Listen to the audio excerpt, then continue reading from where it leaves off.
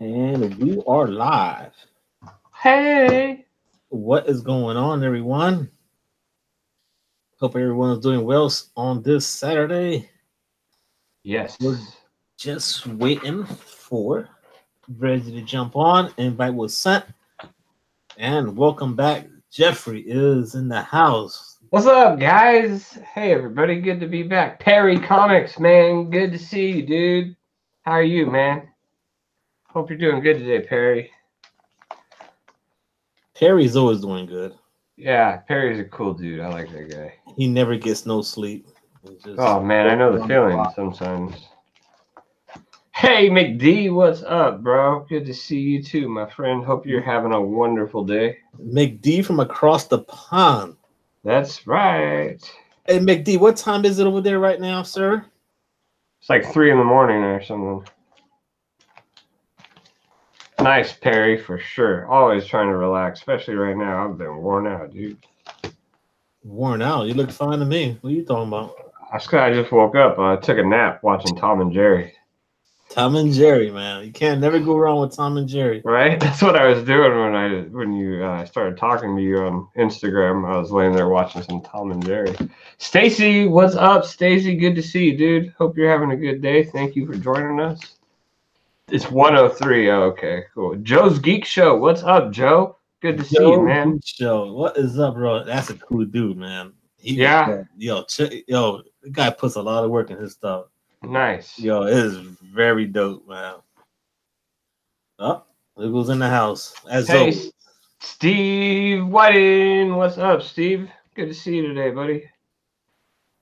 Yeah. Hope you're doing good. Hope Marine number 2. Dang it. I did not read it yet. What? Nah, I didn't. I haven't read anything. I've been, like, today I woke up. I've been doing yard work all day. I had to get up in my attic. I was trying to fix my ceiling, like, caved in up in my attic. So I was trying to fix it. So you're a jack of all trades, huh? Yeah, something like that. There you go. I try. It's not always. I don't always get the job done, but sometimes you got to get up there and do what you can. Well, I guess we've been discovered, Jeff. Hey, Discovery Bay, Chris Chirac, Robert Galvin. What's going on, guys? Man, good to see everybody today. Hope everybody's having a wonderful day. It's been pretty good so far, right? I think so. Yeah. Everything is at par, as they say when you're playing golf. I'm at par. Right. That's good. I suck at golf. I used to golf all the time, man, but just wasn't any good at it. I'm actually pretty good on Tiger Woods for sure, yeah. Dude. I used to be good back in like the PlayStation 2 days, and then they switched it up, man, and I had a lot of trouble with the putting ever since they switched it all up on me. I got issues in the house. He said issues. What's up, buddy? He says sup, Mitches. You know what that means. I don't know. What's up, Wolf Warner? What's going on? Oh, issues. You have arrived. You always make your presence felt. Wolf Warner. Okay. If Wolf Warner was here, he'd put some KRS-One beats in the background. Wolf Warner is here. I'm saying right now, if he was like in the chat, on the show, music on the good stuff. Got you. Beats are dope, man. Hey, Jeff Comic 813, what's going on? How y'all doing today? Yeah, guys, we'll just send the invite to Regie. Yes, he will be on the show. We just waiting. Yep. But for the time hanging out, I do have some books I want to show because. Yeah, let's see what you got. It was from New Comic Book Day. Nice. I still haven't picked mine up yet. Yeah. This week was rough, man. I spent a lot. Well, like I spent like everything I had at WonderCon, and I'm still trying to catch up, dude. Like my car is like falling apart, and I had to like spend all the money I got from this paycheck just to hopefully keep my car from blowing up another week. You know? It won't blow up, man. You never know. I hope not. It sounds like it's about to though. It was insane issues. Like so many people, dude. Like I was expecting it to be big, but it was bigger than I even imagined. I'm guessing there was close to 10,000 people there on Saturday. It was 10,000? Are you serious? It was intense, dude. Like I didn't even get to I got there at 9 o'clock in the morning and I left at 5:30 in the evening, and I probably only got around to like 75% of the whole entire convention because it was so big. Wow, are you serious? Yeah, it was crazy. Yeah. But with that being said, yeah, so I just want to go on with the books right here real quick. And we're still waiting for Reggie to come on. He's probably looking up saying, "Oh, these rookies." Yeah, issues a lot of hot cosplay chicks. There's this one chick, she was dressed up as Hellboy. She's freaking butt naked, dude. All she had was like a piece of tape over her nipples, painted on red body paint. It's crazy. Sweet. Yeah. Oh, I did, McD. Thank you, man. It was crazy. All right, so yeah, so I went and got on this well, of course, Conan the Barbarian. Yeah. If you're not reading this, man, I don't know what you guys are doing, man. You better jump on it as soon as you can. It's fire, man. The book is just great, and the art is dope. It's kind of gruesome at times, and you just see like Conan just kicking butt, man. It's neat though. Hey there, Epicurean Eye Relief. Good to see you. I haven't seen you around. Thanks for joining us today. Yeah, he's been around. You just gotta follow him too, man. Yeah. Well, I've been away for a little while, so maybe that's why. Oh, Perry Comics giving me the little sleepy emojis. That's not cool, Perry. You were putting him to sleep already. All right, let's keep it going with how about some Avengers No Road Home? I picked Nice. that up too. So, have you read that series at all? Oh, I have. And good. It's good. I mean, all the covers are pretty. The covers are all right. They're connecting covers. Gotcha, Perry. The art is like, Yeah, I haven't read any Conan either, so. Well, these are Avengers, though. Yeah, no. Well, Perry said he was sleeping on Conan. That's what the emojis were for. I was like, yeah, I haven't checked it out either yet. Let's see here. War of the Realms. I'm not. I don't know. I would say I'm excited for it, but I'm excited enough to where I put it on my pull list and we'll be checking it out. So I'm not sure yet if I'm actually excited, but I guess I got to be a little bit excited to at least be buying it, right? For the War of the Realms, you know what? I picked up the first issue. I haven't read it, but I don't know if I'm going to pick up anything else because it's just all this crossover stuff. I don't need this right now. I really don't. That's my biggest issue. It's on my pull list, but like I said, I haven't been able to go down and get my books yet just because I had to spend money on other stuff this week. So this next week I'll be able to get down there and pick it up. But yeah, that I like that No Road Home, the Avengers No Road Home. I'm kind of looking forward to where War of Realms is going to take everything. I'm not getting I didn't get any of the other tie-ins or anything like that, but I am getting the actual just War of Realms series. Hey, Unruly Simeon, good to see you, man. Thanks for stopping by. Well, issues like I've been having, same thing, man. I've really been working on trying to cut my pull list down to what I say is a necessity, like what I really enjoy reading, because I had a lot of stuff on there that I was getting and I wasn't that excited about, and I ended up just filing it away, not even reading it. So I've been trying to cut back to just what I really enjoy reading. It's hard, I know, you get that, they call that fear of missing out, I guess. You think but at some point you kind of, I don't know, I think you just got to cut some things loose. And it's funny that you talk about the right issues. Yeah, my wife was saying, well, if you got your pull list and you got your pre-orders, why are we going to the comic book shop? And I just go, well, I want to see what they got. So For sure, for sure. And I mean, sometimes you got to get something in order to check it out, especially the new stuff. But I don't know. Sometimes it's hard to keep going on certain things. Sticking to the main issues. Right, right. Same here, Chris. John's Comics with Kids. What's up, John? How you doing, man?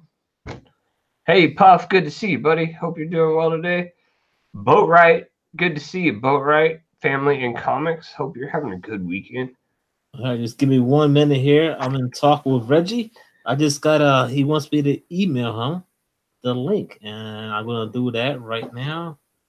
So just give me 1 second, guys. Doopy doopy doop doop doo. All right. So what I'm gonna do is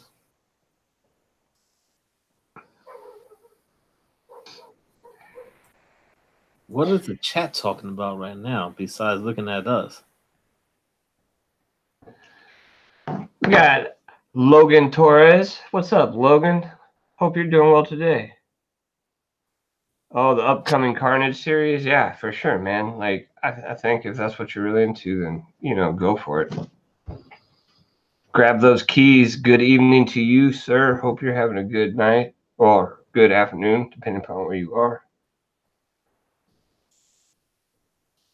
And if anyone that's seen Shazam, please don't mention it. I have not seen it. I heard great things about it. Yeah. Don't mention it. I'm telling you, I want to see it. I really do.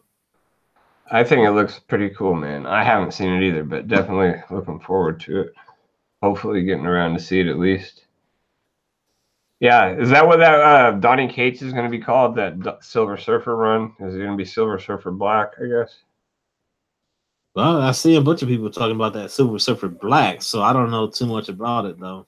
I'm with you, Issues. It's crazy, right? Like, I don't even know about all the Hulk spec books, dude. Like, I'm a Hulk fan, and, well, I guess some people don't think I'm a Hulk fan, but I guess that's just who you ask. I don't know anything about Hulk. I don't even think you're a Hulk fan. I think you're not the first person to tell me that, so don't worry.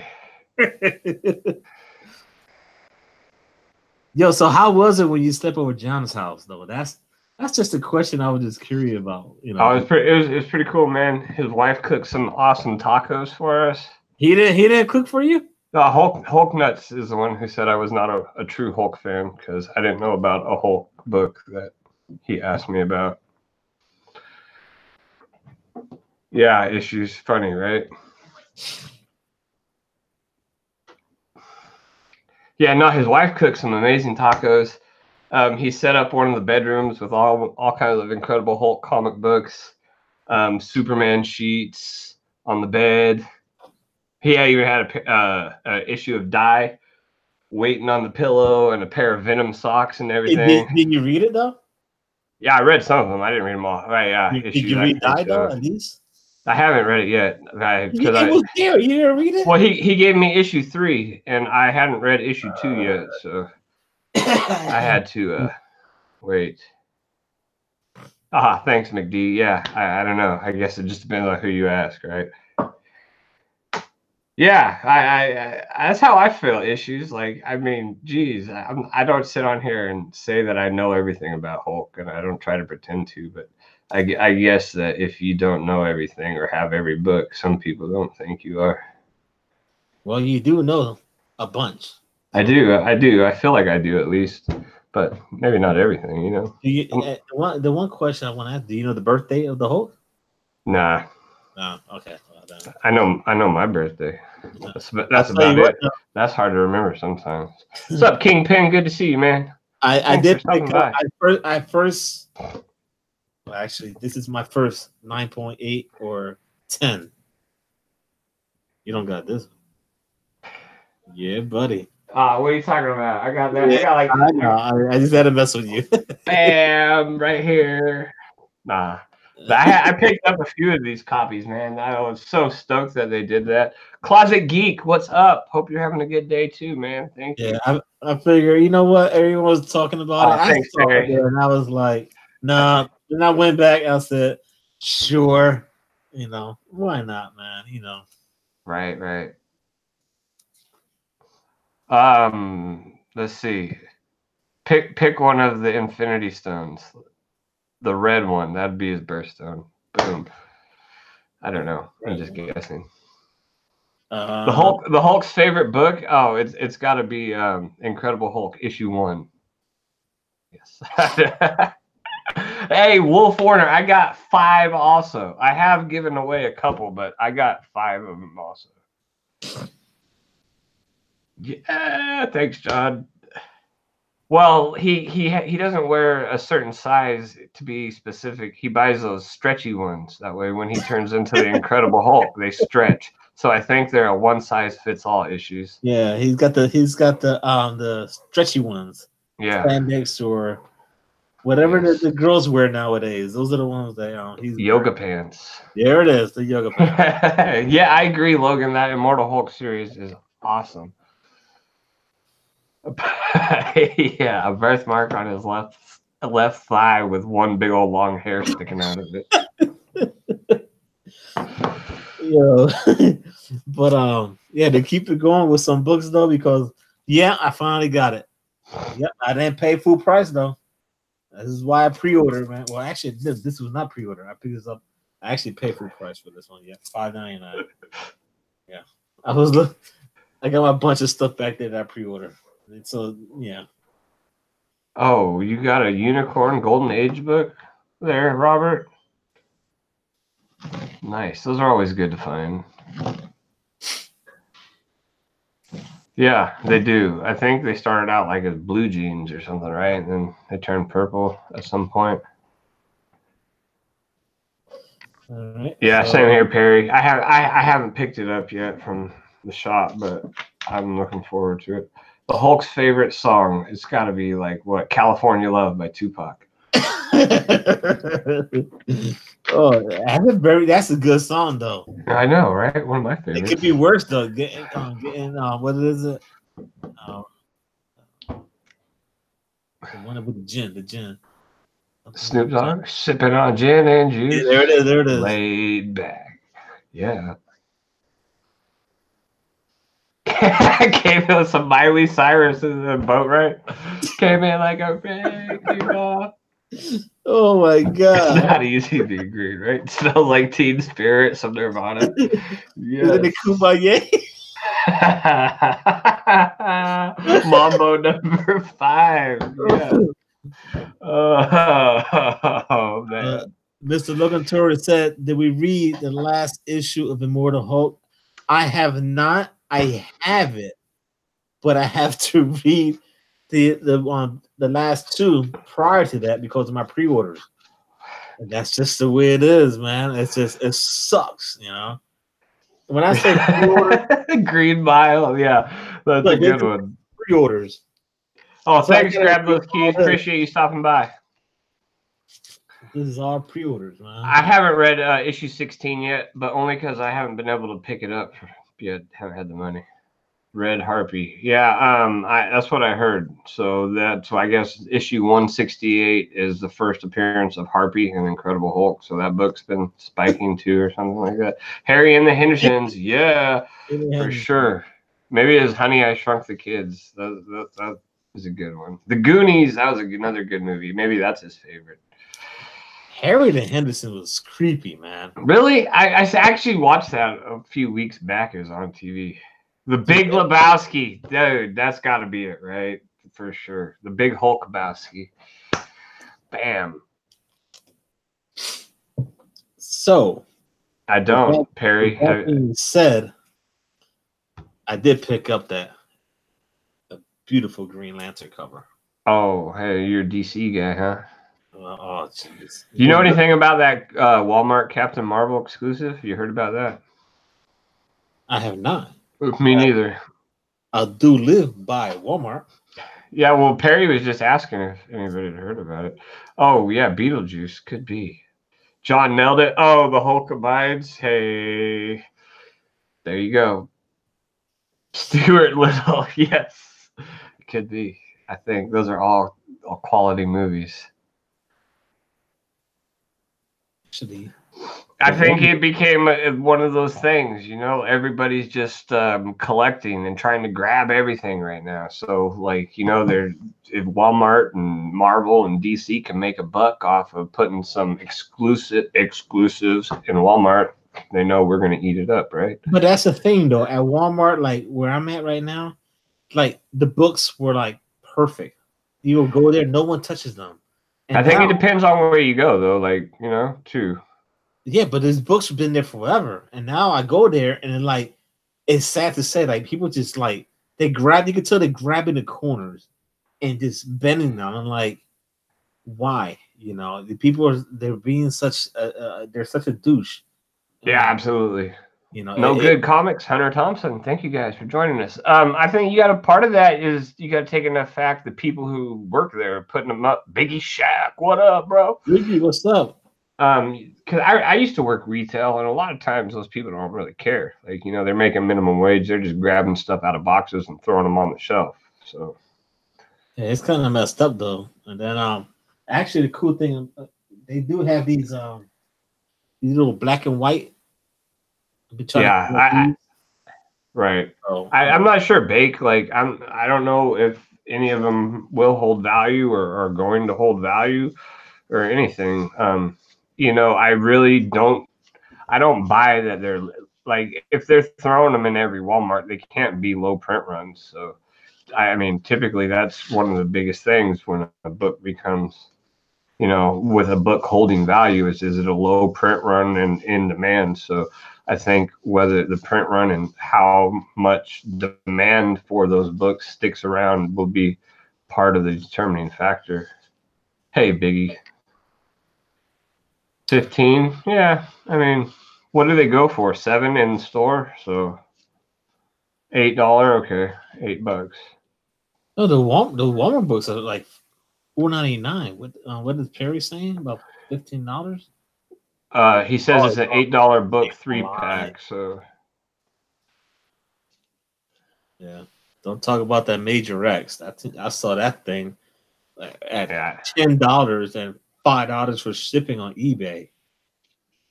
Yeah, I'm not sure, Logan. I don't know much about Major X. Apparently that was supposed to be his first appearance, but we all know that, I don't know, Rob Liefeld got pissed off about that. Yeah. Bear Island, what's up, buddy? Good to see you. Thank you for joining us. Sam, what's up, Sam? How you doing today, man? Hope everybody's having a good Saturday. And Regie will be on in a few minutes. He said 5:30, which that is close to your time, right, Jeff? I mean, Jeff. Yes, Jeff. Yeah, that is my time. I think Reggie's just a little north of me, a couple hours. Rob Liefeld, never heard of her. There you go, about right. Good, Sam. Glad you're having a good day, man.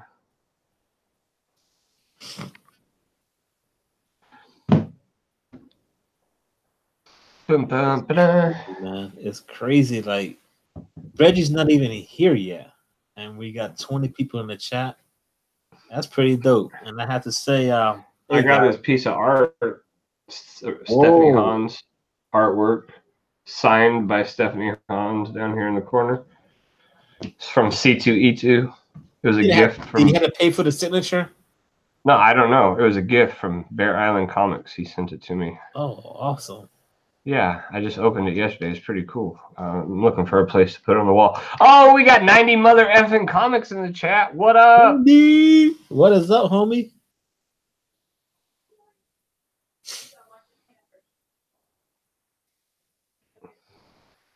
Is that what happened, Bake? So he created Major X, and then they leaked it, I guess, without him knowing or something, huh? Steve Whiting, thank you, man. Good to see you, buddy.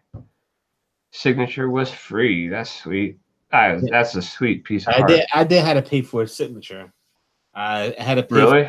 I paid for Ed McGuinness. I got in line. I had Deadpool. It was issue number 1 or 2.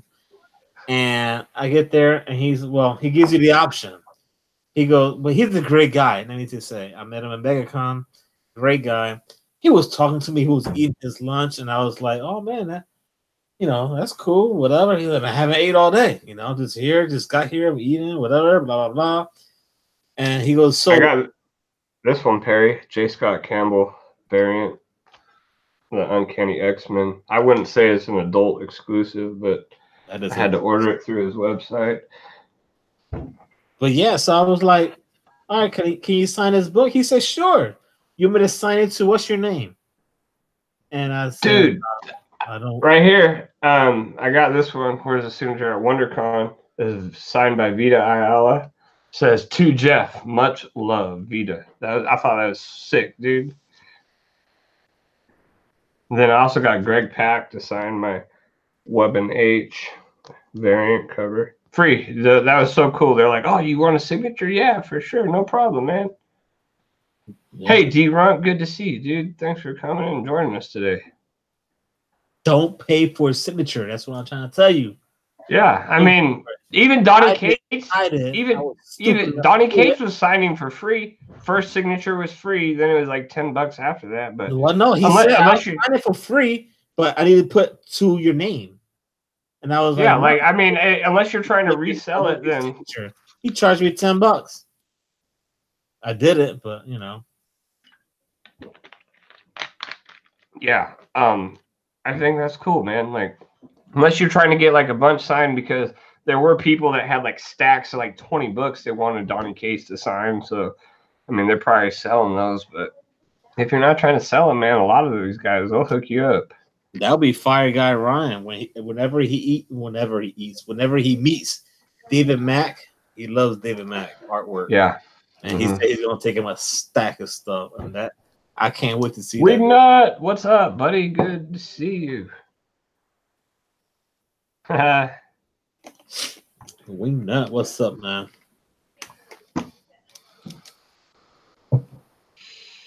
Kingpin Comics picked up some heat at Dallas Comic Show earlier.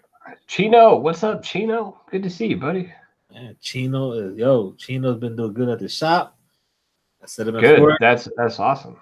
Glad to see him doing well over there. Absolutely. But I also picked up. Yeah. What's that? Well, Cosmic Ghost Riders. Oh, it's Troy's Marvel History. The first one was dope. I got the first one, but I didn't read it actually.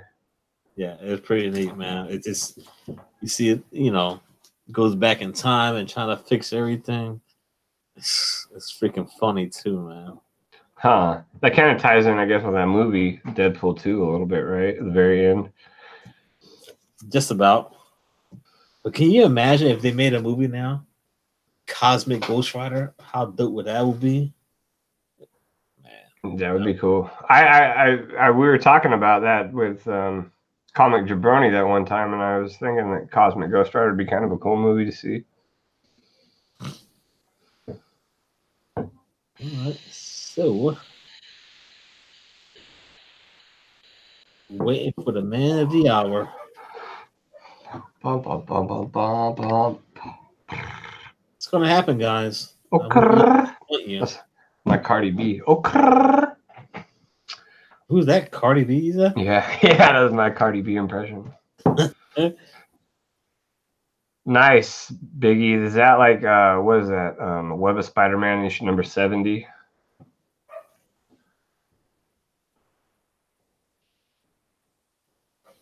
All right.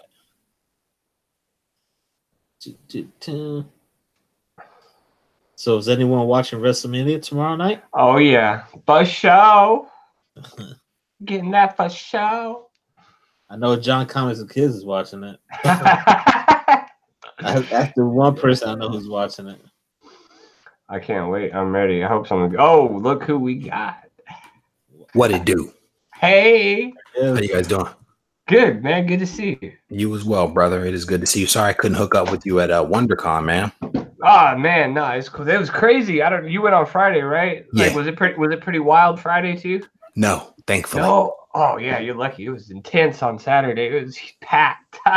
See, I don't do crowds, man. I don't do packed. I don't do crowds. I don't do lines. I don't do none of that stuff. Makes sense. I can see why now. Me and John were talking about that too. Maybe next year trying to go on a Friday because it was out of control Saturday.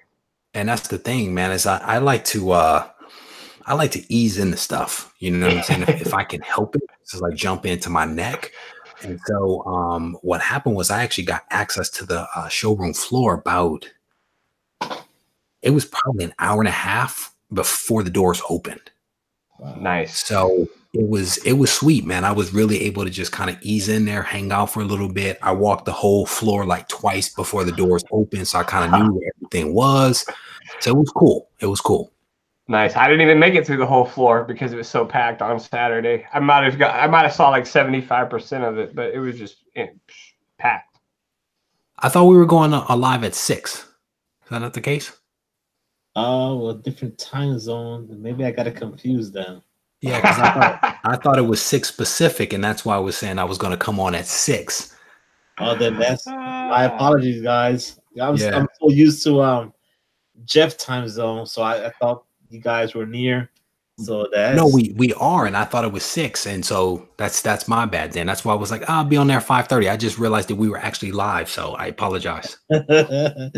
Oh man, hey guys, he's in the house, the man, Mr. Reggie Collects. Hey, thank you for taking some time and joining us right now on Coast to Coast, man. No, it's definitely my pleasure. And again, to everyone out there, you have my apologies. I honestly thought we were starting at 6 o'clock. I thought just now it was just the 2 of us, 3 of us chatting in here. So definitely my apologies. And if we have to go a little long to kind of make up for my being late, then we can definitely do that. That is on me. No worries, bro. We're good. It's all good. Edwin actually, he had to go to a dinner. A friend of his is being deployed, so he said he'll jump on as soon as the dinner is over, and yeah, but he said he will jump in. I think that's definitely a legitimate excuse for not being on the live show. What branches is friend in? Do you know? He did not tell me that one. So, no, okay, it's all good, man. It is all service and it is all appreciated, no doubt about it. Right, absolutely. So it was funny because I was messaging Regie, and I was like, Reg, what are we gonna do and so forth and all this, and I said, let's talk about Spider-Man, and I threw out a book to him. I mentioned that this beautiful book, that Spider-Man life story, and Reggie was just like, is that new or old? It was just the funniest thing. I was fell off my seat when I saw his reply back. I was like, what is that? Tell me what it is. Yeah, but it was just funny though. I was like, yeah, I want to hit him off with break the ice with the Spider-Man book, and I know he read it. Sure enough. No, bro. So I've been reading a lot of like the old stuff, like I've been on this whole quest to get the full run of ASM, and I've really been focused on like 1 through 261. And so I'm reading old stuff. I'm reading about the Gibbon, you know what I'm saying? That's been like the running joke on the channel. So I've been focused on the old stuff. So I saw that and I was like, is that old or new? Like, I haven't seen that before. But honestly, you brought it to my attention. You sent me a cool link so I could actually read it. And it was actually a fun read. Yeah, it is, because it makes you, think about Spidey back, put him in the real world, put him back in those 60 days, and you just see him just going through that era where the Vietnam War and all that stuff, which was pretty dope. And then you just see him, of course, he's talking about what he went through with going through the whole getting bit by the spider and all that stuff. And, you just see him swinging back, of course, changing to his clothes.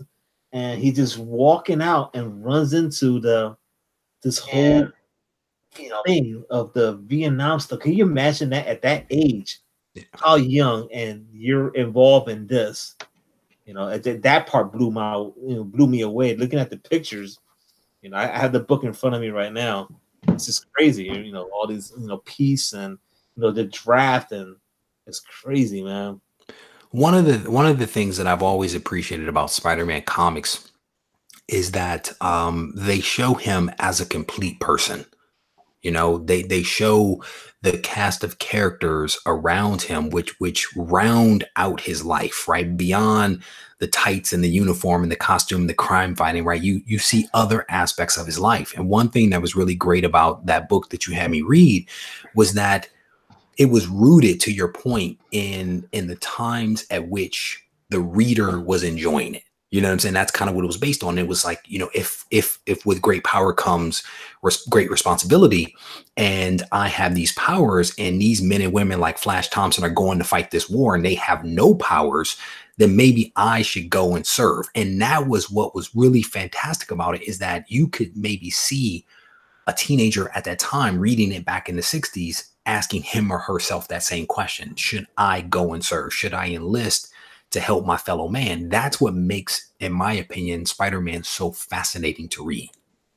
Yeah, and that was I didn't look at it that way, but now that I hear it, it's like, man, I could have put myself in his shoes. That is amazing. Like that would be a tough situation, because I don't know anyone, any friends of mine that does service or went to the service and all that stuff. But yeah, that is very interesting. And then for me, I think one of the real killers was the whole like Flash Thompson saying to Peter, I'm going to basically be like Spider-Man. I am going to serve because that's what heroes do. And my hero inspired me to go serve. And that's why he was so like excited to go do it, because Flash has like been Spider-Man's like biggest fan for like a long time. And this was how he was choosing to honor his hero, was to basically lay his life on the line. And again, it's all just super fascinating stuff if you're reading it, you know? Yeah. And it's pretty neat, because you see, like he meets Flash Thompson at the event, and he just, Peter's like joking around with him and stuff like that, and it just get kind of heated, like, oh man, why are you cracking jokes at me, And of course, she has to jump in and break it up and all that stuff. But I was like, yo, Peter's coming in here just like cracking jokes, and I'm like, that part, I didn't like when I was reading it. I was like, really? Is he really just walking in late, cracking jokes on the homeboy? Wait a minute, are you talking about me? Is that what I just did? No, I want to do that, man. No, look at your girl compared to my girl, man. I think that no chance. I think I just did that. I think I literally just did that like 9 minutes ago. But no, I mean, I think that's legit. Now, here's the thing. Here's why that didn't surprise me. It didn't surprise me because I think that back in the day, they were playing around with like Peter's personality, right? And, again, I'm reading the early ASM. Occasionally he would be the wallflower. He would be the nerd. He would be aloof. He would be angry, and he would be lashing out, and he'd be like, forget all y'all. I don't care about anybody. Like, so Peter over time has had, I think they were like experimenting with the right temperament for him. And so what we saw play out in that scene when he rolled in and started cracking on Flash, that was an expression of what we had seen in earlier issues of Amazing Spider-Man. And so that's why that didn't bother me so much, or it didn't draw my attention, because I've seen that same thing play out where I'm reading it like, really, Peter, really? Are you going to be aggressive like that? But that was just all part of how they were writing it, Right. Tony Trebetta is asking, original costume or black costume? Yes. Right. I was gonna say with the attitude like that reminds me of the Black Spider-Man era, the Black Spider suit era, where he's a little aggressive, Yep. Yeah, he was kind of mean and angry. But and I think in the early ASM, and I think what we reflected on in this episode, in this book, was maybe like the temperament of a teen, right? Or of a college student, right? Like, think about it. I know I personally used to be hot and cold, right, before I really started to understand how to handle and process emotion. I used to wax and wane between, being carefree, having fun, and being like, I hate everybody in this room. Where's my black cloud? You know, because I'm about to bring the storm down. So it resonated with me, and that's again part of the reason why I find Spider-Man to be so fascinating and Peter Parker to be fascinating as a character. So that was the one beside the book, but that was the one question I wanted to ask you. But now that you brought that in, it was like, how do you first come across Spider-Man? And this now we're just gonna just switch everything around. Oh, brother, this is once I'm late, it's just a fluid thing. We just gonna get into it. Yeah, so now we're on the fly. I feel a little comfortable now. Yeah, no doubt. So let's you got the cap on and stuff. Now I feel like I'm at home, right? Oh yeah, the hat. It's either this glare. And that's brother, what I have. I'm gonna just blind everybody in here, you know. That's cool. Occasionally, I have to go on like camera, like real camera, or on stage and stuff like that. And they like to put MAC, the concealer, the foundation on my head. I'm like, look, it just makes me look like a milk dud, you know. Milk dud with eyebrows. Oh man! What's up, Mr. Gerald? Elite Lefty 84. Thank you guys for joining us tonight. Fire Davis, appreciate all you guys joining us. Oh my God. All right, so getting back on topic, that was my bad. You got to keep me honest, bro. I'll go. How did I first become exposed to Spider-Man? No clue. I'm gonna just be honest, no clue. I think my first exposure to comics might have been like, was it got Plastic Man? Like way back in the day, it might have been like Plastic Man, and it was the Android Human Torch. That was like the earliest stuff I ever remember with comics.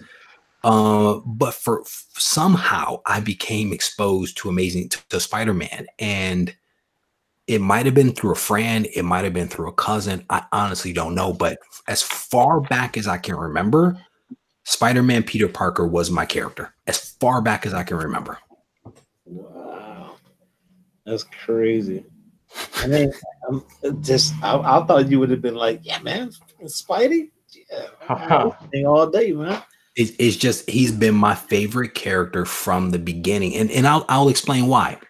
And I've kind of already alluded to it.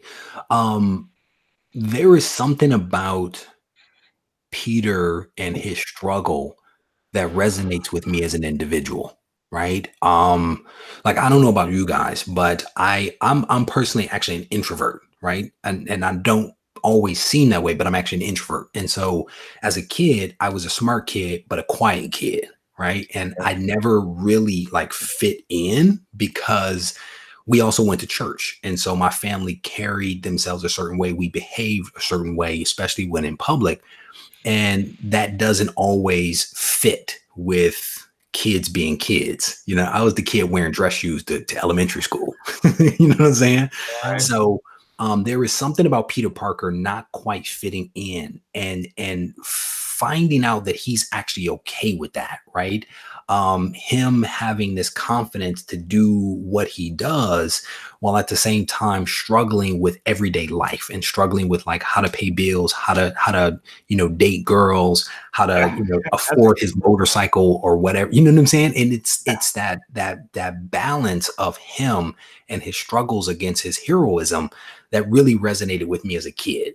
And again, as far back as I can remember, I would read a Spider-Man story and I would enjoy like the Aunt May conversations, and as much as I did the swinging on a web action scenes, you know. Wow, that is that is pretty man.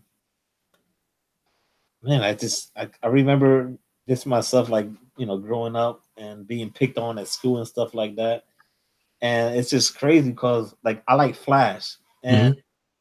And it makes me, I talked about it earlier today. I went live for some crazy reason this morning, and I just mentioned it. Like, if I was Flash, I would like to go back and change a lot of things, you know.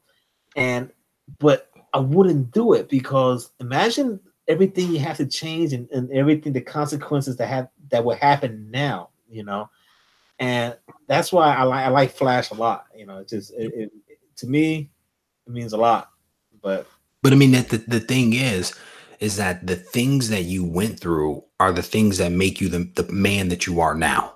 Exactly. And it's like, would you wanted them to have been different? Yeah, but they are what they are, and you are who you are as a result of those things. Exactly. And so, yeah, you could change it, but you might not be the same person. You know what I'm saying? That's the thing, you know. Yeah, I met a great wife, you know. It's crazy, man. Right. And and I think that's one of the great things about comics, man. And that's why I'm always like, there's no wrong way to collect comics. There's no wrong way to read a comic, because each one of us connects with comics and a hero a different way. And who am I to say you shouldn't like Flash or you should like Peter Parker because Peter Parker is the greatest thing ever? No, Flash is your man, right? Yeah. Just like Jeffrey loves Hulk. And now I really want to know why he loves Hulk, because he has a pink streak in his hair. That's not Hulk-like, bro. Yes. I saw the streak in the hair when you were at WonderCon. So let's talk about it. That's not Hulk-like. No, that was the match. I could put a pink thing right here. And Reggie too. We all OGs, man. No, well, Hulk. I related to Hulk because I always had anger control issues growing up. Temperament, things like that, and just hulking out was just always so wishing that when I got mad, I could just turn into the Hulk and smash everybody. It was a lot of it, I think, and it just stuck. Like that's something I've had to work on my whole entire life, is how to control my anger. And I mean, you get better at it, but nobody's perfect. And it's funny because I guarantee you nobody would ever look at you and think that you would be an introverted type of person. But you see what I'm saying? Yeah, no, and I mean, I'm very similar. Like I have a lot of problems being introverted, getting out, meeting people, meeting girls, like things like that. And I think a lot of us probably do. And that brings a lot of us to comic books. So hold on, Jeffrey. Hold on, brother. I've never had a problem meeting girls. Well, not you. I'm teasing. But no, I mean, why not? I think that's one of the things about comics, man. And to that point is that I don't know that I would have known that about you. I would not have known that was going to be your answer when I asked you about Hulk. And I'll tell you, when I was a kid, I used to watch the TV show, and then I would like run through the house and stand in the hallway and try and push the walls down. I remember when I'd get mad, I'd just sit there and wish I was turning into the Incredible Hulk and shut my eyes. Rip apart? Like I was.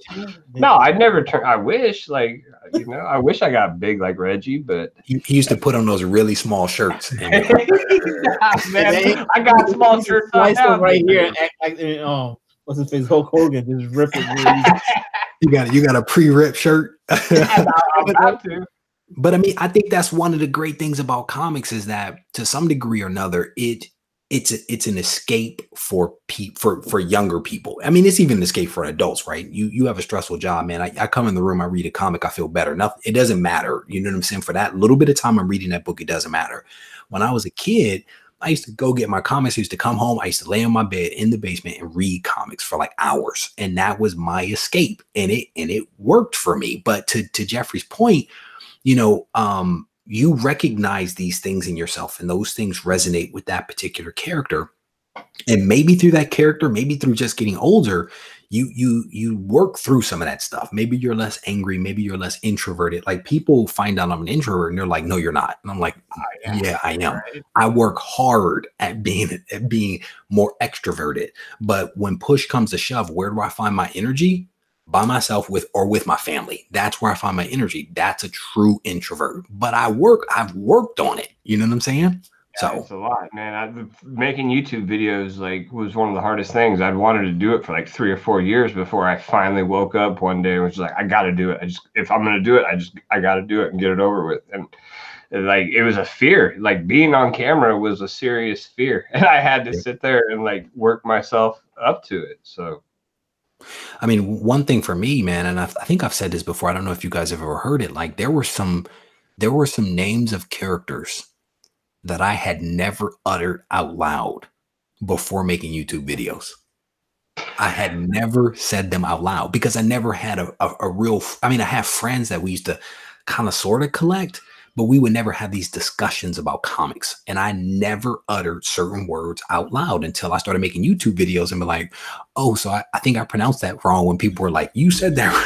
And like, oh, so that's not how you pronounce it. Yeah, right. but through the videos, through the powers of the internet, I've actually found a community of people that embrace my love of this hobby. You know what I'm saying? And that's what so much of this stuff is about having the conversation with people that enjoy the stuff you enjoy. Maybe a little bit different, maybe it's a different character, but we all share the same passion and we can celebrate that. And I think that's what makes all this stuff cool.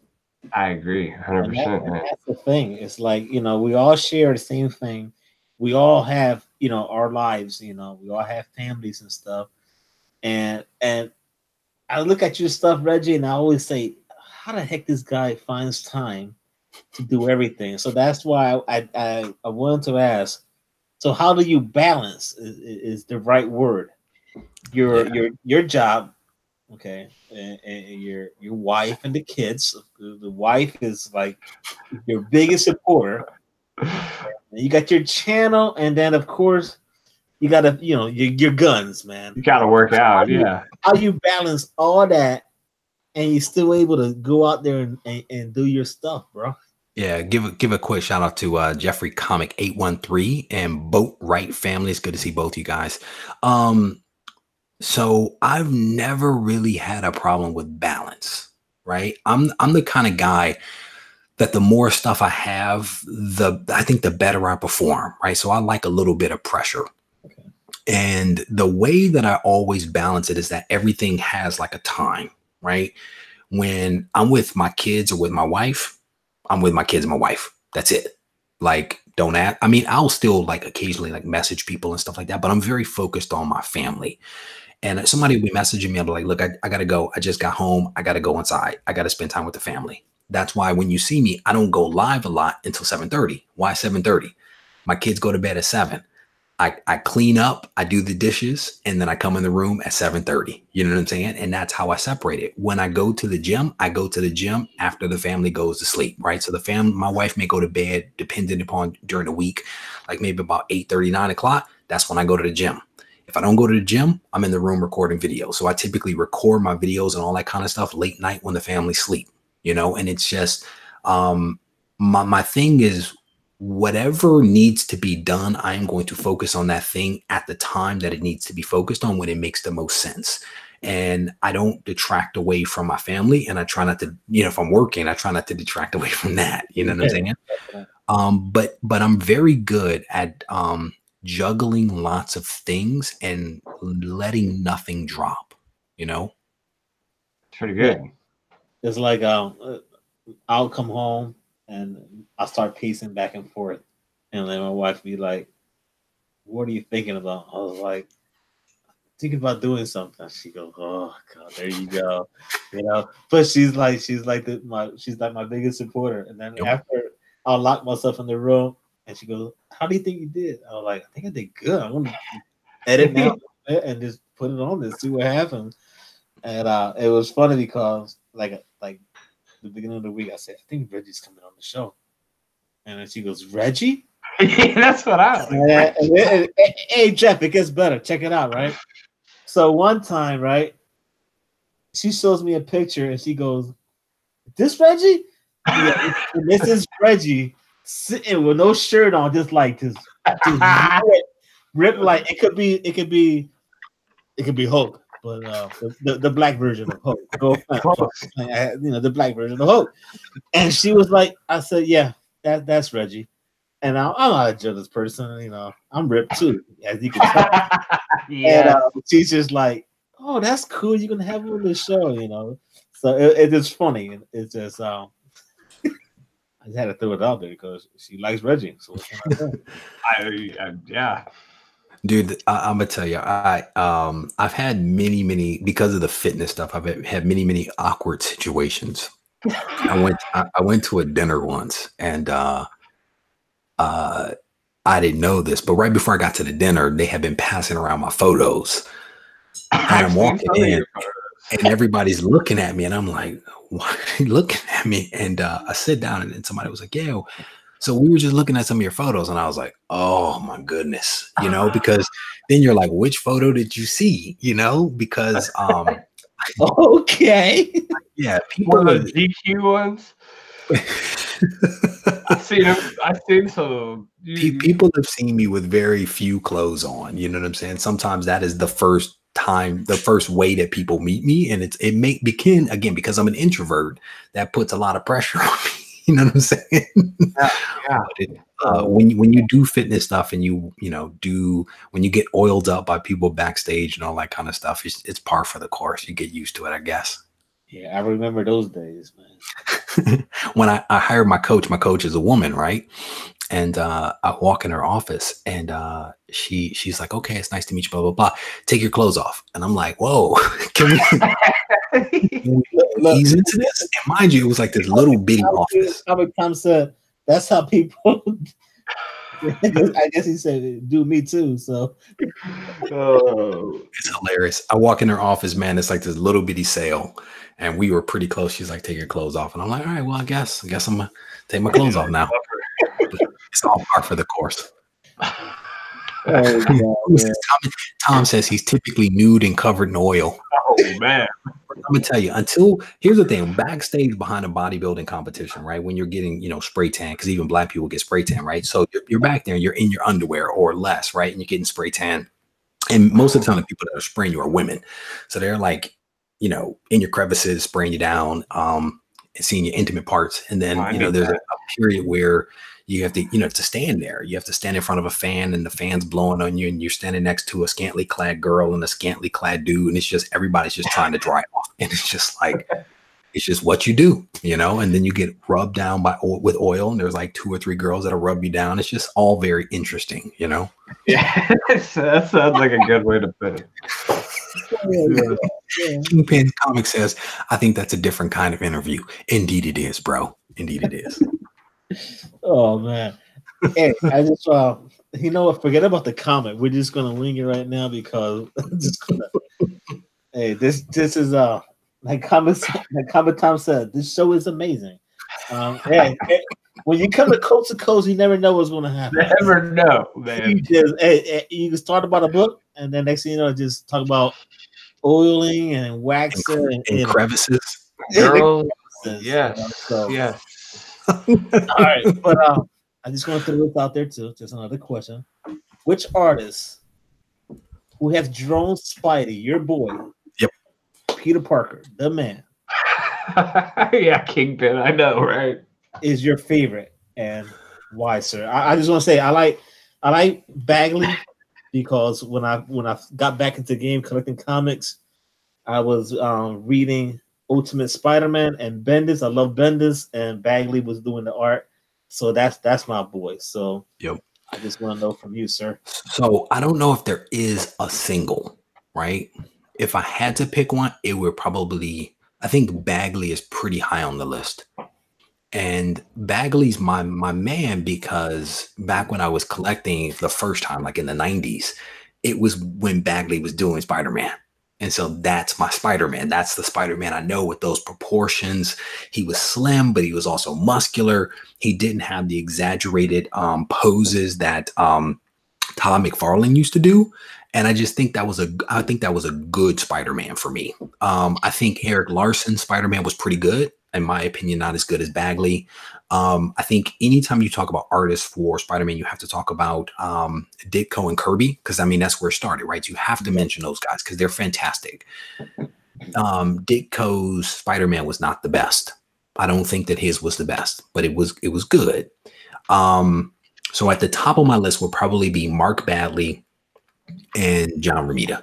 John Romita Sr. is incredible. Right? If you think about Amazing Spider-Man 50, Amazing Spider-Man 55, if you think about 100, he has so many amazing covers and just interior work that John Romita is just, he's fantastic. And they used to hang on the back wall back there before I switched everything out. But if the top of the list would probably be Mark Bagley and John Romita. Wise choices. I mean, I'm trying to get some ASMs. I'm trying to do a nice little run. Yeah, but I got a long ways to go, man. Not like you. Not like you. I know you. Wow, here he goes. Yeah, that was man. This guy. That was a haul from today. Nice. You'll see that video. You'll see that video in about 3 weeks. He's already prepping, man. Dude, I've got so much content like stored up that I'm ready, that I'm like releasing over time, that it's like almost like a 3-week lag for certain things. Yeah, I feel you there. I need like to figure out, get on some like, you know, a schedule or a program or somehow, or something like you, because it's like sometimes I go in and I just like dive into it hard and then I get burnt out and I gotta take time off. It's like figuring out how to get life on schedule sometimes. Yeah. Honestly, man, I mean, I know that we have more questions to get to, but I mean, I think what you just said is so valid. And honestly, you know where I learned that from? I got that from Bueller. Yeah, I got that from Bueller, and Bueller either came up with it or got it from Comic Tom. But through watching Bueller, I have picked up so much in terms of come up with a plan and a schedule and stick to it. You know what I'm saying? And Right. he has put me up on so much game behind the scenes that it's like I can't thank the dude enough, you know? Because you know, to your point, like and that was to the earlier question, like this YouTube thing is, man, it's very demanding. It's very demanding, the time to think about what you're going to do, the time to film it, the time to edit it, the time to get it up. It takes a lot of time. Right, because you don't want to just throw crap out there, right? Well, Like, you could. I mean, you absolutely could, but like if you're trying to do it in some form of a decent video, like it requires more than just recording yourself. It requires, and it's, you know, just like we talked about, like it's an escape. You know, it help us. You know, it's an escape for, you know, for us in certain areas. You know, like right now, my mother-in-law's, you know, she's in the hospital. She's been in the hospital for 3 weeks, and she's progressing. But my wife tells me, "Babe, you know what? You do your videos. That's she likes to watch it, and she's probably watching right now. I don't know, but you know, it's an escape. It gives me, it just makes me feel good, just to get away from everything, all the stress and all that. And we all have daily lives, you know. We all work like we talked about. But you know, before she went to the hospital, and she gives me a kiss and she goes, "Don't get nervous. I know Reggie's on there." You know, but it's, you know, small things like that that make it fun. You know, she's going through a lot, but she makes me laugh, so I'll make her laugh. And if anyone that knows me, I'm a jokester. That I use my jokes and all that to get away from a lot of stuff, because hey, what's wrong with laughter, man? Laughter goes a long way, man. Hey, Mom, if you are watching, get well soon. Yes. But I mean, that's real, man. I mean, whether you're reading a comic or you're talking about a comic, it's all an escape, you know. And that's why, like, when people watch my videos, you never see me like in a bad mood. You never see me ranting and raving. You never see me like just like, you know, saying some wild stuff. Why? Right. Because I just don't think people want to watch that. I want people to watch the videos the same way that they read a comic to some degree. You're entertained, you learn a little, you forget about life for a minute, and then you walk away maybe feeling refreshed or renewed. You don't walk away feeling angry or frustrated because you just listen to some dude rant and rave. You know, it's just, that's not my thing, you know? And so I think you just raised a really good point that the videos are an escape. And like, I don't want my escape to be filled with like hate and anger. You know what I'm saying? I totally. I don't watch that, and I don't try to put it out there because I don't want that part of my life. Like, so I just want to create stuff for people who would be like me, you know, like want the good, positive stuff. Right? Life is hard. Yes, it is. Life is hard. Yes, it is. This is a hobby, and it should be fun. Yes. You know what I'm saying? For sure. And that's why, like, do I take it serious? Yeah, but I don't take it that serious. You know what I'm saying? And it's weird because I'm sorry, Reggie. No, please, brother. No, it's like I was I did a shout out last week on my show, and then because White Wheel Comics and I Got Issues, they're doing something special. You know, they're doing next Saturday. You've seen that the charity thing they're doing, trying to get charity auction, yes, all this stuff, and I plugged that. But what made me so pissed off about it was the night before, even the morning of, when I was writing notes down, he got like a thumbs down. I'm like, really? Why? This is for a good cause. Why would you give somebody a thumbs down on something like that? I mean, people are just so petty, and I think about it right now. I'm getting pissed off, so I have to relax. So. Yeah. It I have never given a thumbs down on a video ever, right? Because if I watch a video that I don't agree with, I just turn it off. Right? Yeah. I just turn it off, and that's how I disagree with it, right? I don't take the time to allow it in. And, you know, I get negatives on my videos. And, you know, my thing is, if you put a negative on a video, it would be helpful to know why. Was it something I said? Was it a thought? Like, what do you not like the production? What is it? But then I used to get upset just like you. I mean, I still do sometimes. But then what I focus on is the 99% of people that send me emails, that send me messages, that say thank you for this, that, or the other. Thank you for helping me. Those are the people that we create the videos for, not for the people that give the thumbs down. You know what I'm saying? And again, it's about staying positive, and you stay positive by not allowing the negative in. And it's not that I don't care about those people. It's that I care about the other people more. You know what I'm saying? Yeah. And that's how I balance it. And it took me a while to reach that level of maturity. Absolutely. I'm still not sure I have. That's just part of it, just not letting it get to you to the point where you answer back and feed into them, you know? Yep. And the thing is, when I answer back, I say, thank you very much. Thank you for the feedback. I appreciate you. You hit him with the kindness. You know? Brother, I won't let it in. Because that letting it in, that'll lead you to burnout. That'll lead you to frustration. And there's another YouTuber that actually put me up on that game. Like, I talk to a lot of YouTubers like offline, you know, like I'm friends with people. And I was warned that it was coming. I was warned. And even though I was warned, I still wasn't prepared. You know what I'm saying? Right, and then it happened. And at first I was angry and I was defensive, and I would type a message and then I would delete it. Like, I wouldn't send it, you know what I'm saying? But because I would read it back and I'd be like, that's not who I want to be. That's not how I want to respond. That's not how I want to be viewed publicly. And there's that saying, from a distance, no one can tell the difference between two fools arguing, or something like that. I don't want to be that dude.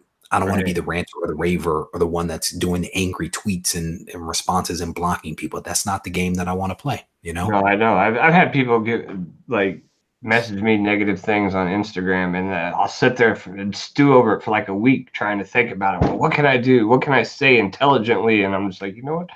Don't say anything. Just let it go. Yeah, it happens. He's gonna kill you, and for what? You know, they people want to do that for nothing, just because. Off the air, I'll tell you what the response is. Okay. But we spent too much time on the negative, so let's get off the negative. So Jeffrey, how many hats do you have, brother? I'm just curious. How many hats do you have, Jeffrey? A lot. You get a new pair of shoes, you always got to get a hat to go with them, right? All right, my bad. All right, I'm good. I'm ready. So we're going to hit you with another question. And hey, actually, anyone in the chat has a question for Reggie before I hit him with another question? Let me see if I can find it. There was one. I don't want to keep Reggie on the chat, on the show too long. You know. Oh no, brother, I'm good. I'm good. We can keep it rolling, man. I mean, I know I was late. I'm having a good time, so we'll keep rolling. All right. So anyone in the chat that has a question, so here, he's got his eyes on the chat. JD has one. He asked, "What is your most memorable Spider-Man panel or page that you ever read that impacted you the most?"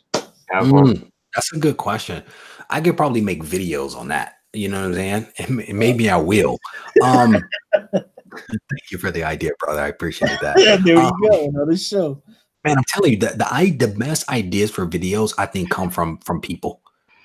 I think they come from people. As a marketer, I'm big on my market research. And I think if people give you the idea, you don't have to do it exactly like they say, but I think that there's something there oftentimes that you can work with. You know what I'm saying?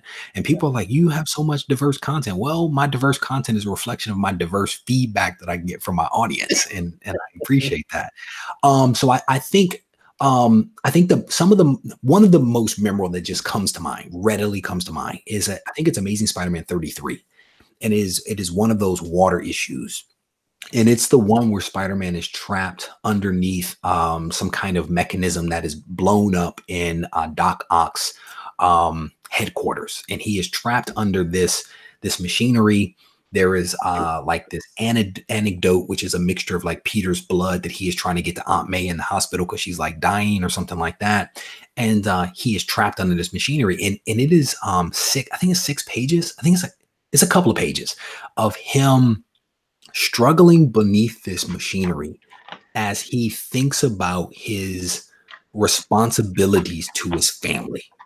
He's thinking about his responsibilities to his family while also thinking about the weight that is literally on his back as Spider-Man. And it is one of the most compelling panels in my mind, because it says to me that regardless of the weight of the situation, regardless of what is happening in your life, a man has a responsibility to stand up and do what's right by his family. And that's what makes that Amazing Spider-Man 33 so compelling to me. And I actually waited for months to find a really good copy of that before I bought it, because I wanted a really good copy because it is such a great story. Nice. Heck yeah. Anyone else? What is the favorite thing about creating YouTube content? 90MF Comics says, what is your favorite thing about creating YouTube content? I think that the most favorite thing, honestly, is hearing how the video has helped someone else. Because, you know, you create these videos not knowing how they're going to land on people. You know what I'm saying? Like in your head, you're like, this makes perfect sense. All right, I think this could work. Or this is a really good idea. And then you put it out there. And some things that you think are really great, people are like, this really helped me. Some things that you think are really great, people are like, eh. But I get these, and I've said this before, I have really good subscribers. I don't use the word fan. I'm just not a fan of that. But I have really good subscribers that send me lots of messages about something I said or a video that they watched, how it helped them think differently or behave differently or spend their money differently or wisely. That is a good feeling, right? Because my whole thing is, you never hear me tell people what to do, right? But what I do is I give you a few things to consider, a few things to think about. I try to create space for the individual to think a little clearly about some stuff. And I think in that space to think, the answers for you are there. And if people walk away from the video with a new purpose, some kind of different way of thinking or behaving, then that's a win for me. And when people tell me that, it makes me feel good.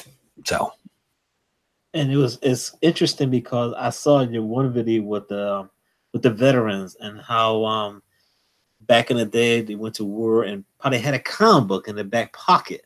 Mm-hmm. And I see some of these veterans at work, and I'm like, I wanted to approach them, and I'm just like, man, I just hear Reggie's in my head, and I'm like, man, this guy probably had ASM back there in his pocket, you know. Yep. And it's just every time I see a veteran, you know, in the medical field, me and my wife, you know, I'm like, man, this guy probably has some stories, man. Yep. I just haven't got around to it, but I'm gonna reach out but you're thinking about it, yeah, right? And that's the thing, you know.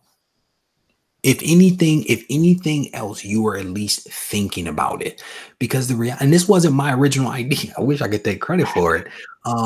This actually came from a subscriber, and I did the math. I checked, and I was like, actually, you know what? These guys were these men and women were 14, 15, 16 or younger at the time these Grail comics were coming out. They probably touched them and read them, and you can go your entire day and these people are around you. You never pay attention to them, right? Despite the fact that they wear, their, hats and jackets, now you see them, It's true. And every time I see one, I'm like, it's like Reggie in my head. I'm like, damn, I wonder. I always wonder. I'm reading these comments. Yes. Kingpin Comics says Reggie has blessed me with the glory of painter's tape. Yeah. Hey, there's painter's tape everywhere. Look, I got it right in front of me. Dude, my wife got me like the 9-pack from Home Depot. There you go. I came in the comic room and it was like a stack of these jokers, man. I was like, this is the greatest wife ever. Hey, I want to say what's up in the chat real quick. We got Prowler 671. We got White Whale Comics. Finally, this gentleman here, he's a great guy, man. Alec is the man. I'm happy to see him in the chat. And the comic collector. Hey. But I'm gonna hit Reggie with another question. Yeah, man. Hey, Jeff, you got a question for Reggie by any chance? I was just gonna ask him a little bit about BCW. There you go. Whatever you guys want to do. I use BCW products also. That's what my shop has and everything. But I was just wondering, like, how come you use like the painter's tape instead of like the resealable bags? Good question. Something to do with that? Because I really love the resealable bags, man. So do I. So part of it is I use the archival bag. Oh, okay. And the archival bag doesn't come in a resealable, so that's why I use that. If it is a true BCW bag, right, then I just go ahead and use the resealable, right, and that's what this is right here. But sometimes you find a leftover bag, or you're at the shop and you pick up some books and then they don't use BCW or they use the non-resealable, and then you got to go with the painter's tape. Sure. But or if you're using the archival, you probably those are for. I mean, do you put everything in the archival these days, or? Yeah, so a lot of my Amazing Spider-Man, regardless of whether it's a key or not, is going in an archival bag. And what I've been doing is, I mean, as you know, I personally have never found the time to switch over my entire collection to one type of bag. So you always have a mixture of like bags and boards. And, sometimes you go out and you buy some books and the bag is cool, but the bag is using old school Scotch tapes. And then you got to take that tape off and you replace it with the painter's tape. You know what I'm saying? Yeah. But with my Amazing Spider-Man run that I'm working on, little by little, I'm putting every single book in an archival bag. That's the route that I'm going. And I use the 2 mil because I don't like the 4 mil. I think the 4 mil is way too thick. But the 2 mil, I think, works quite nicely. And maybe one day they'll make it actually with a resealable, because that would be awesome. For sure. I agree. I was just curious because I know they have the resealable ones. That's what I use. And I was just like, I wonder why he doesn't just get the resealable. But yeah. And, again, it's that thing of, I do. But sometimes when you shoot by the comic store, they have BCW, but they don't have BCW resealable. So, you take what you can get. Absolutely. Because I still have to buy my own bags and boards, just for the record. Oh, okay. I didn't know that. I didn't. I thought you were just getting whatever you wanted. No, bro. They don't keep me supplied like that. Okay. I still buy my own bags and boards. Gotcha. He hasn't reached that level yet, but I'm pretty sure he will. And then again, when even if somebody gives you a taste of something, right? You have a large collection. You start bagging and board, and those bags and boards run out. Yeah, absolutely. It's hard, man. Like everything I get now, I put in the BCW, the resealables. But like I'm slowly going back and putting a bunch of my old collection in. But it gets a lot when you got a couple 100,000 or a couple hundred or close to 1,000 books, and trying to go back and update everything. It's a lot. To be honest with you, man, I was like cheap before. I'm gonna be honest, right? I'm like, if it's in a poly bag is good enough. And I'm only gonna reserve, like, if you are $40 and more, then you get a Mylar. Yeah. Well, when I first started, I didn't even like bag and board. I didn't even know what bags and boards were, until like I started watching all you guys. And I was like, oh, bags and boards. I guess I need to start getting some of those. No, Jeffrey was like, I gotta get these Ziplocs. I gotta get these Sometimes, man. You want my bags ain't helping. Yeah.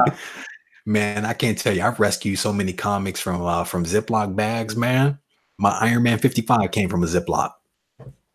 Like a freezer bag? Freezer bag. Came back a 9.4. Wow. Came from a Ziploc bag. Yes, sir. Wow. That was a good question, though. People ask me, and then people ask me about bags and boards a lot, and the painter's tape and all that kind of stuff. And so I'm glad that you actually asked that question, because a couple of people have asked, like, are you is it all your collection and Mylars are you using blah blah blah? And so I think it's cool. The more we can talk about it and better explain like the why behind it.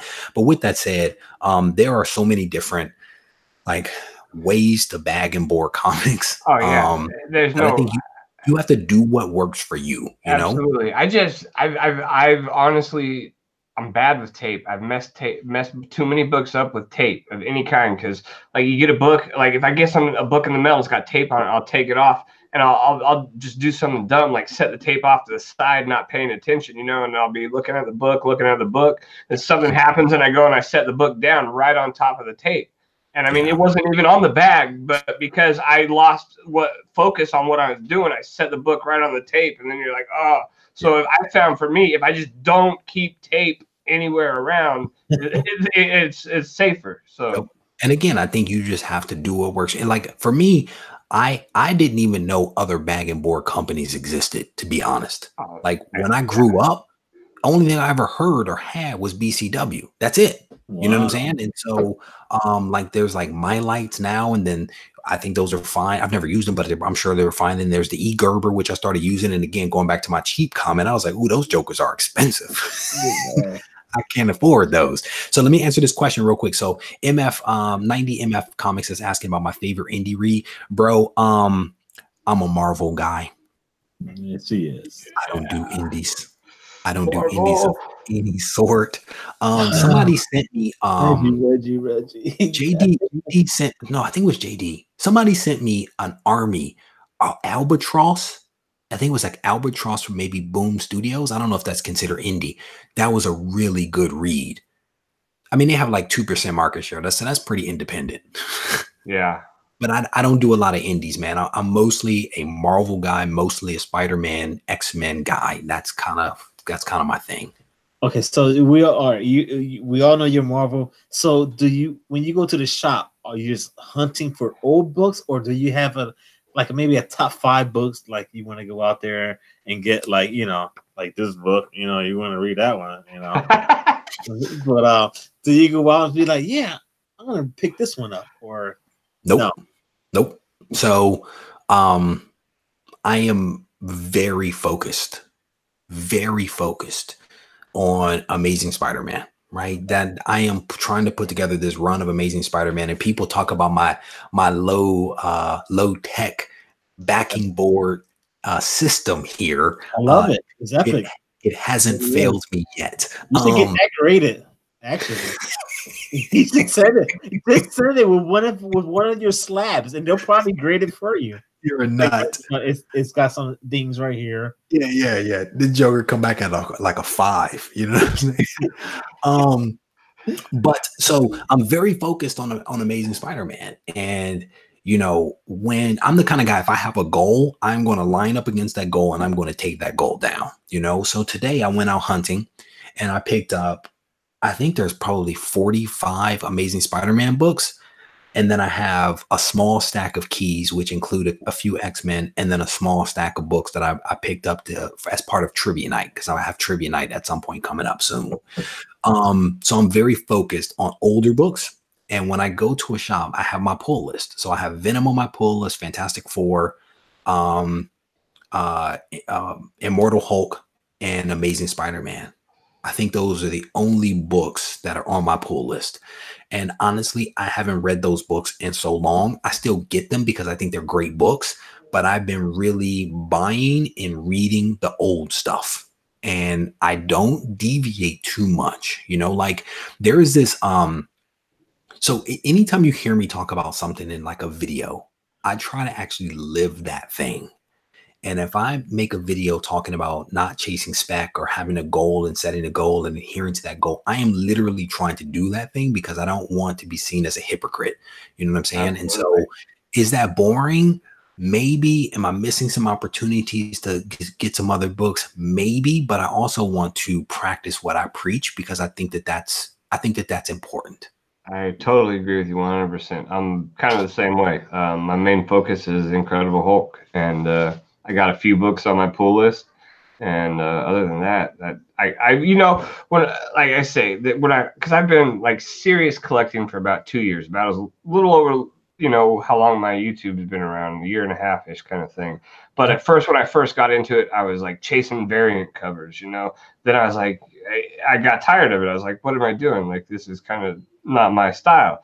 And then the same thing with the keys. I got really big into chasing keys, and I was just like, I'm not reading these books. Like, I don't plan on selling them. Like, you know, like I had to get back to what really was fun for me, which was basically Incredible Hulk. Like, I'm trying to get my complete run of Incredible Hulk, and, you know, a couple of books that are on my pull list, and that's what I really enjoy. So.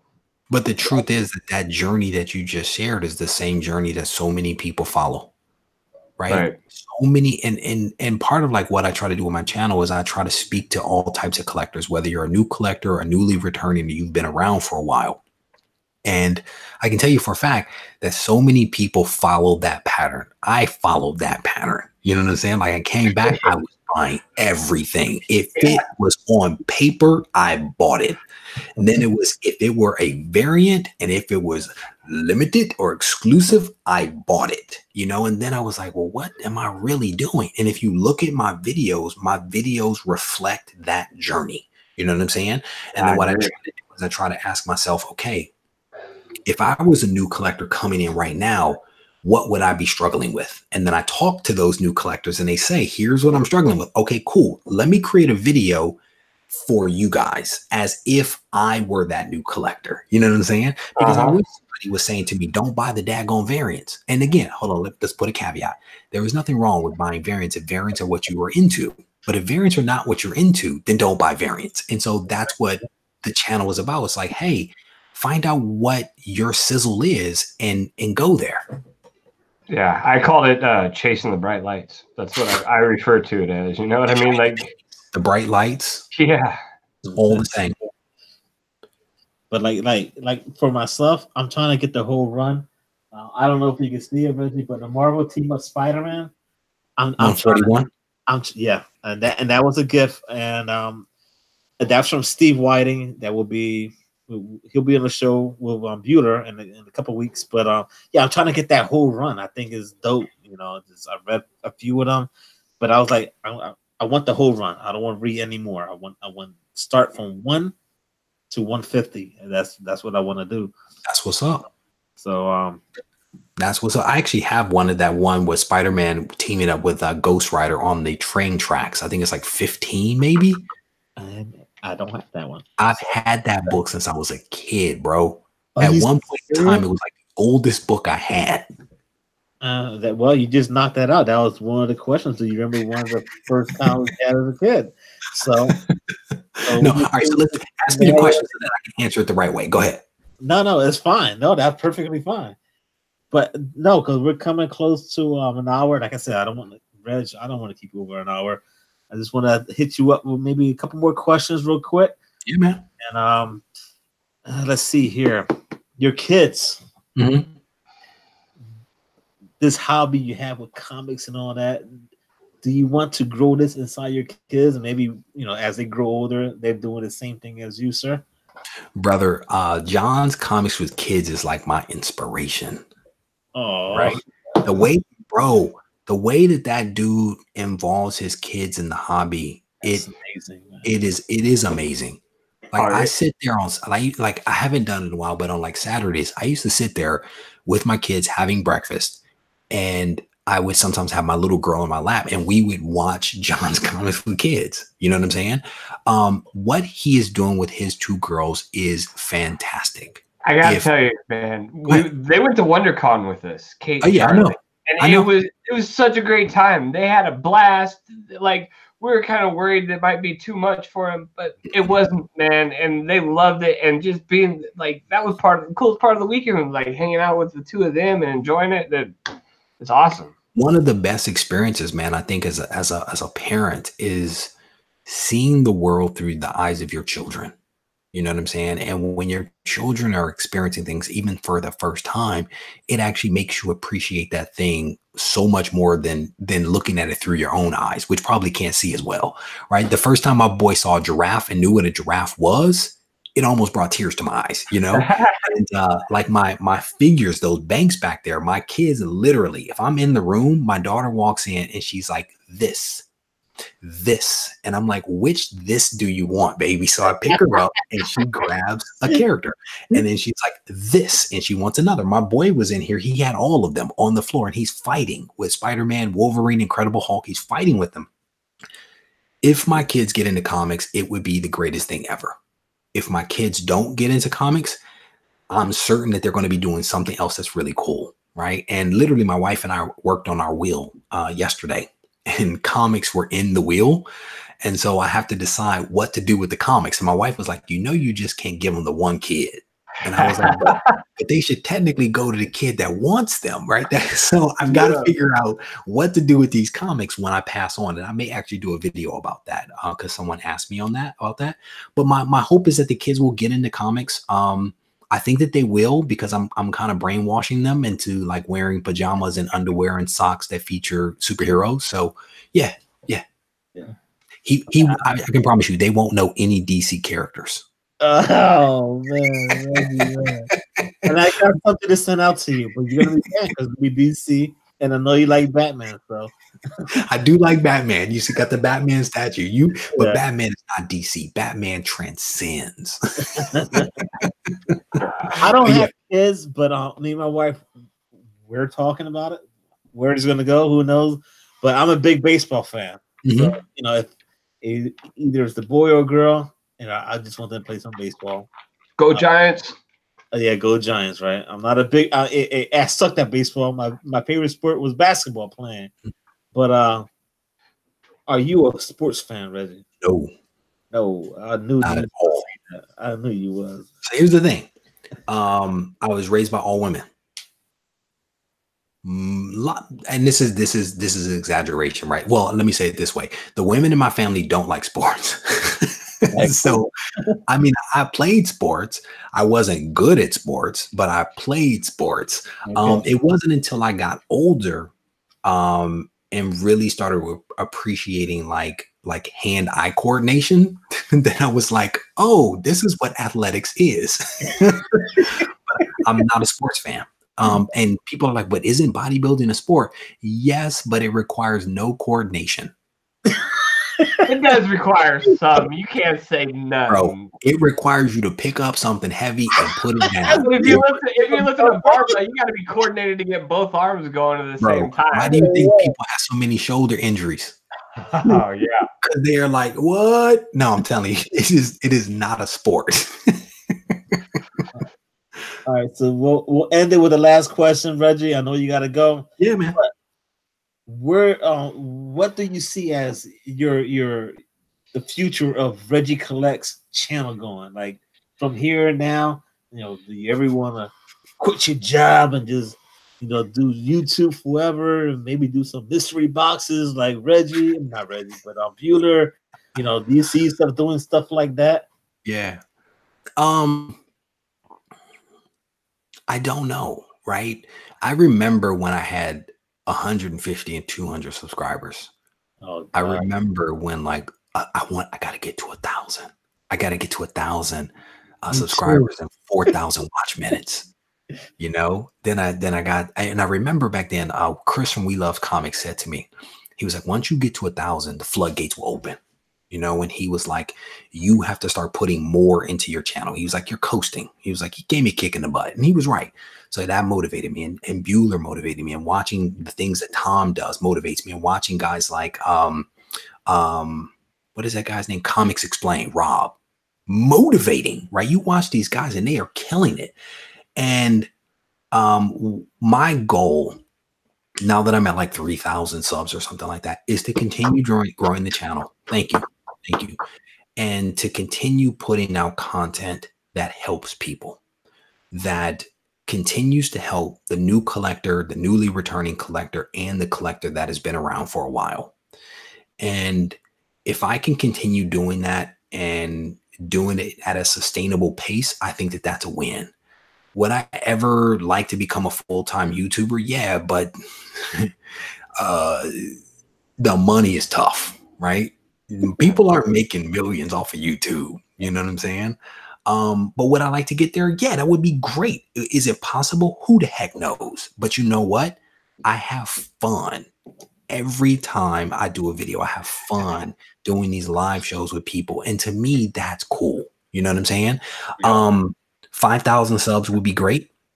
One of the things that I've been thinking about is I don't think that I'll do a mystery box because I think Tom and Bueller and others have that. And one thing you notice about me is you don't see me doing a lot of what other people do.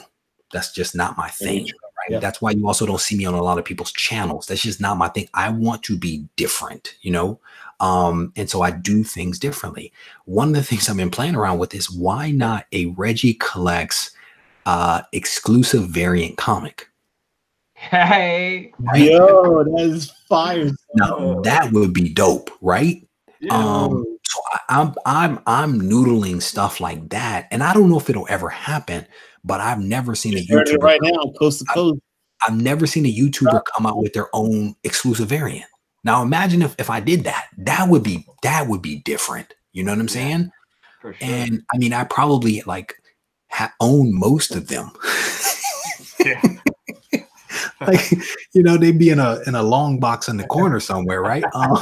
That'd be an indie comic for sure. Bro, that would definitely be an indie comic, you know. But you know, you look at dudes like White Whale, man, who independently published his own comic. It was such a good book. And bro, it was a good book, right? Dude. Like the first issue, I was like, what just happened? My wife read it. My wife and she doesn't read comics. I said you have to read Alex's comic. Yep. The missing pieces, man. Bro.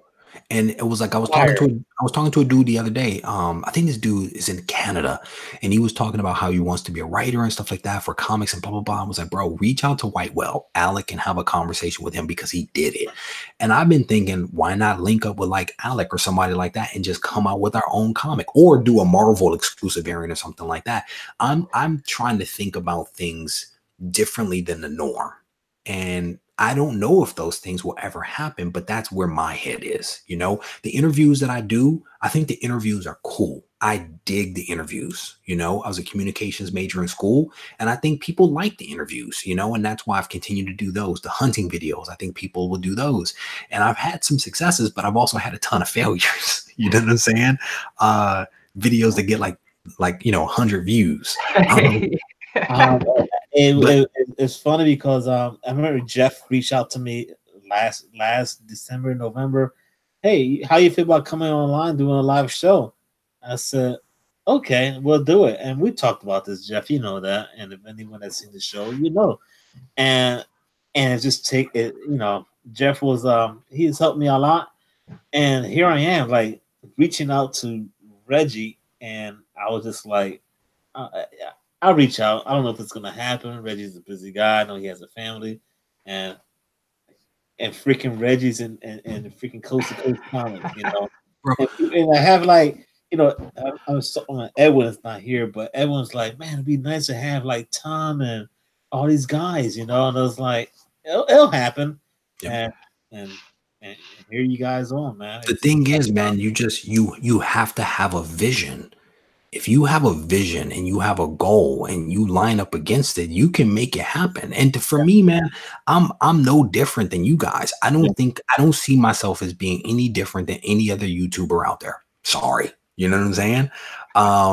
I'm just incredibly handsome with great teeth, right? I was gonna say I've never seen any other YouTuber out there with as many people as you got. Like, he's no different. Oh, I don't know. Nothing can touch this, man. Bro, I'm saying that is a handsome man. I don't know what you call it. Is that a fedora? What do you call that hat? What is that hat? It's a fedora, man. Bowler hat. I'm gonna tell you, certain people. Reg, come on. No. The thing is, it works for you, right? I think, you know, and that's why, again, I go back to, I am no different from any other YouTuber, right? I create content, I put it out there and hope and pray that it resonates with people. And I think the difference is between me and like, you know, Comic Tom and Bueller and Chris from We Love Comics and Comics Explain is that they have just been doing it consistently for a longer period of time. It is the consistency that I think helps grow the audience. And so my goal is to continue being consistent with the hope that more and more people sorry, I'm laughing at the Melody says very humble and boat right, Mr. White Tea. And I mean, I'm honestly joking. Hopefully everybody knows that. But the goal is to do it, to continue putting out content consistently, and allow people to continue experiencing the content. And my hope is that it will continue to resonate with people. That's the goal. I want to pass Bueller. I'm gonna be honest. Yeah, I don't like the best. Yeah, you're right there. And no, brother, I'm not even close. I'm 2,000 behind. Eric, I'm right behind you, Reggie. Yeah, well, I'm right behind you, Rod. So don't worry. The thing is, and you know, we talk about this. It's like I look at these guys, and I don't look at them as competition. I look at them as inspiration. Yeah. You know what I'm saying? Like, I had a chance to join Tom's show, and I think I run a good show. Tom runs a really good show. That like, guy's on Monster Energy drinks like 40 hours. I don't know how he does. He's I don't know how he does it either. But he runs a good show, and how he manipulates like the flow of things, it works really well. And I think, you know, I picked up a couple of notes from him the same way I pick up from Travis, and that's what it's about, is about not looking at these people as competition, but looking at them as sources of inspiration, and realizing that if I can do it, anybody can do it, you know? For sure. That's something I always try to tell everybody, man. Like, if I'm up here doing it, you can too. You know, like, it's something that if you want to do it, you can do it. And there is more than enough room out there for all of us. You know what I'm saying? And I had somebody reach out to me and be like, well, I'm not going to cover this topic because you covered it. Well, why not? Your audience is not my audience. The way you will address the topic is not the same way that I address the topic. You have to speak to it with your authentic voice. And I think that that's what makes all the difference, is be the authentic you. And there will be a viewer base for you. You know what I'm saying? Yes, sir. So here, let me clarify. iRelief is asking, did I call Tom manipulative? Yes, he is manipulative of the stream, and he picks up on the threads of a conversation and keeps the dialogue going. That is mastery, right? That is mastery of like a conversation, and allowing it to flow, to ebb and flow, and still work really well. There is some manipulation there. I will never forget when me and Reggie were just chatting back and forth, you know, personally, that's, you know, off cameras and all that. You always said the 1,000 subscribers the hardest, and you know what? You know, I keep hearing it in my head. You know, I'll get there one day. There's no worries. It's gonna be a lot of fun to get there, and you know, it is a brutal climb, bro. It is. It is a brutal climb, but it's a lot of fun doing it. You know, once you get there, it's like the next 1,000 came in like I think I got 1,000 in about 8 months, I want to say, and I got the next 1,000 in like 3 months, and then the next 1,000 after that was not. It was probably less time than 3 months. It's crazy, but why? It's the consistency of the content. Always at 3:30 Monday through Friday. You know what I'm saying? Yeah. And then the occasional live stream. It is the consistency of the content that I think allows people to have some comfort that you're going to be around, you know? Sir. And I guess with that being said, guys, Reggie's been on for an hour. I don't want to take too much of his time. He has a family to go to, and his wife is probably looking at him saying, "Babe, that's enough." Because my wife she would look at me right now if she was here. She'd be like, yeah. No, she gives you one of these. Exactly. My wife is Thank you, Mr. Garrow. Put her hand on her hip. and just turn her leg like, oh, that's the Mexican attitude. Finish up. But that's it. Hey, Jeff, you want to plug in your channel? Feel free to do it. Nope. Reggie, the floor is yours. If you want to say something before we go. No, man, I don't want to say anything to plug the channel. What I will say is I want to thank the two of you for having me on here. It is honestly been a lot of fun. I don't do a lot of chats with other YouTubers, but this has honestly been a lot of fun. I've enjoyed the two of you. My hope is that your channels will continue to grow and people will be able to experience you guys more often. And if a time comes around in which you guys want me to come back, I will actually be on time next time. Hey, well, I just want to say I've been watching Reggie before I've been making YouTube videos, and you're talking about getting people inspiration from people. You're one of the people that I've got inspiration from, and Thank you, know. So you do a great thing, and I really appreciate what you do, and thank you for everything, man. Thank you, brother. Thank you. It was fun to interact with you. This is the first time we've ever, I think, chatted before, so this has definitely been cool, man. Thank you. Like a live kind of chat. So yeah. We were nervous, but then Reggie jumped on and yeah, we were. Man, before he got on, me and Jeff were like, you could hear crickets. I'm like, Jeff, are you okay? We were off. I'm like, Jeff, are you there? I'm here. I mean, I worked with Comic Tom. I worked with Bueller, and those are guys. Nothing. They're like my friends. But it's like, Reggie, man, we got Reggie. We're doing it big today, man. We got a real guest. No, those dudes are doing it big because they have a massive audience between the two of them. You know what I'm saying? So, but Rod, I want to thank you, brother. It is honestly been. Is that a silicone ring that you're rocking there? Just like the one you probably got on too, right? Yeah, man. Yeah, because my fingers swell up in the summer, man. My wife was like, you can't wear the band anymore. I got a whole collection of these, bro. One of my old sponsors used to hook me up, so I've got them in all colors. You know what I'm saying? So do I. I've got them right by the bed. Yeah, gotta match the shoes, bro. What's up? Gotta match with the shoes, bro. Bro, and that's why when you were like, you get a hat, you get the shoes. I said, my man, I matched the watches, the rings, and the shoes. Guys, thank you everyone that joined us tonight. We really do appreciate it. Reggie, thank you for joining us. And with that, guys, I'll just say thank you and good night. Yeah. Thank you, everybody. Later.